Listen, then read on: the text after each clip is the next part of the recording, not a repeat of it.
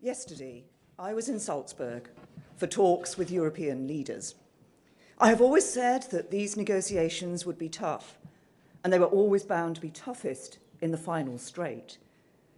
While both sides want a deal, we have to face up to the fact that, despite the progress we have made, there are two big issues where we remain a long way apart. The first is our economic relationship after we have left. Here, the EU is still only offering us two options. The first option would involve the UK staying in the European Economic Area and a customs union with the EU. In plain English, this would mean we'd still have to abide by all the EU rules. Uncontrolled immigration from the EU would continue, and we couldn't do trade deals we want with other countries. That would make a mockery of the referendum we had 2 years ago. The second option would be a basic free trade agreement for Great Britain that would introduce checks at the Great Britain-EU border.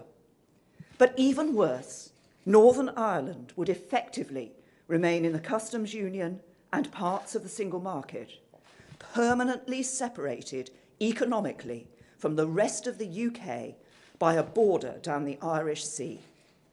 Parliament has already unanimously rejected this idea.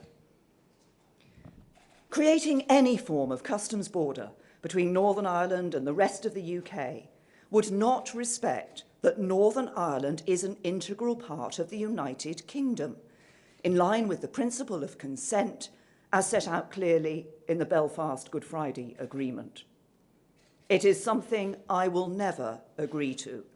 Indeed, in my judgment, it is something no British Prime Minister would ever agree to.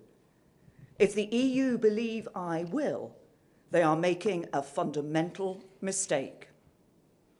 Anything which fails to respect the referendum or which effectively divides our country in two would be a bad deal. And I have always said, no deal is better than a bad deal. But I have also been clear that the best outcome is for the UK to leave with a deal.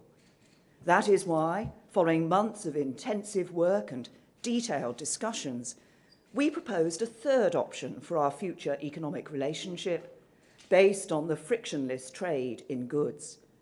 That is the best way to protect jobs here and in the EU, and to avoid a hard border between Ireland and Northern Ireland, while respecting the referendum result and the integrity of the United Kingdom. Yesterday, Donald Tusk said our proposals would undermine the single market. He didn't explain how in any detail or make any counter-proposal. So we are at an impasse. The second issue is connected to the first. We both agree that the withdrawal agreement needs to include a backstop to ensure that if there's a delay in implementing our new relationship, there still won't be a hard border between Ireland and Northern Ireland. But the EU is proposing to achieve this by effectively keeping Northern Ireland in the customs union. As I have already said, that is unacceptable. We will never agree to it. It would mean breaking up our country. We will set out our alternative that preserves the integrity of the UK, and it will be in line with the commitments we made back in December, including the commitment that no new regulatory barriers should be created between Northern Ireland and the rest of the UK, unless the Northern Ireland Executive and Assembly agree. As I told EU leaders, neither side should demand the unacceptable of the other. We cannot accept anything that threatens the integrity of our union, just as they cannot accept anything that threatens the integrity of theirs. We cannot accept anything that does not respect the result of the referendum, just as they cannot accept anything that is not in the interests of their citizens. Throughout this process, I have treated the EU with nothing but respect. The UK expects the same. A good relationship at the end of this process depends on it. At this late stage in the negotiations, it is not acceptable to simply reject the other side's proposals without a detailed explanation and counter-proposals. So we now need to hear from the EU what the real issues are and what their alternative is, so that we can discuss them. Until we do, we cannot make progress. In the meantime, we must and will continue the work of preparing ourselves for no deal. In particular, I want to clarify our approach to two issues.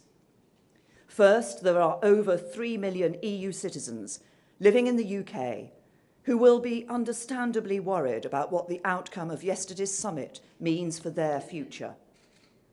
I want to be clear with you that even in the event of no deal, your rights will be protected. You are our friends, our neighbours, our colleagues. We want you to stay.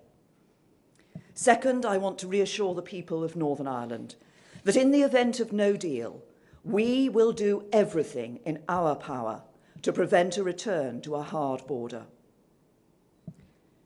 Let me also say this. The referendum was the largest democratic exercise this country has ever undergone. To deny its legitimacy or frustrate its result threatens public trust in our democracy. That is why, for over 2 years, I have worked day and night to deliver a deal that sees the UK leave the EU. I have worked to bring people with me, even when that has not always seemed possible. No one wants a good deal more than me, but the EU should be clear. I will not overturn the result of the referendum, nor will I break up my country. We need serious engagement on resolving the two big problems in the negotiations, and we stand ready.